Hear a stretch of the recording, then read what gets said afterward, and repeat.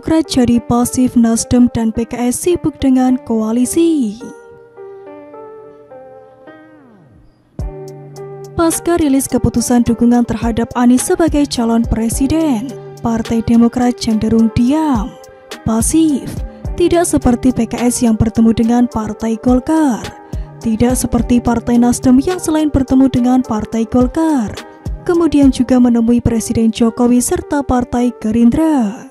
Partai Demokrat menjadi lebih irit pernyataan.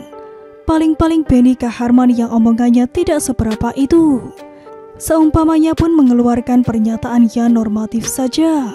Tidak ada terobosan tanpa hal yang menarik dan substansial. Tapi kenapa kemudian Partai Demokrat bersikap seperti itu? Bagaimana sikap mereka terhadap rencana koalisi perubahan? Terkait koalisi perubahan, Partai Demokrat sepertinya tidak ada pilihan lain. Mau tak mau harus mau. Tidak ada alternatif kubu yang bisa mereka harapkan. Pada akhirnya walaupun pahit dan menyesakan harus mereka telan saja. Pahit karena mereka tidak akan mendapatkan apa yang mereka harapkan itu. Menyesakan karena apa yang begitu mereka harapkan itu yaitu Agus Harimurti Yudhoyono sebagai calon wakil presiden tampaknya harus berpeluang 99% gagal. Posisi cawapres yang sebelumnya menjadi daya tawar satu-satunya yang dimiliki oleh Partai Demokrat dipastikan hangus karena manuver Partai Nasdem itu.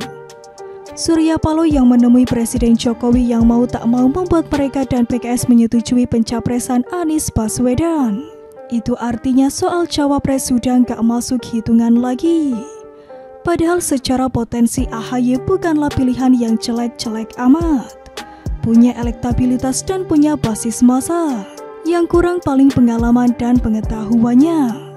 Terkait dengan kepasifan Partai Demokrat tentu tak lepas dari amsyongnya posisi cawapres dari tangan mereka. Dipastikan mereka bakalan gagal lagi mendapatkan posisi kunci yang kemungkinan bisa memberikan efek pengangkat perolehan suara partai dalam pemilihan legislatif nanti. Maka tak heran bila kemudian terlihat setengah hati menindaklanjuti terbentuknya koalisi tersebut. Lagian apa yang memangnya bisa dilakukan oleh Partai Demokrat? Mereka telah terkunci langkahnya di beberapa kubu dan partai politik lain. Mereka tidak akan diterima oleh PDIP.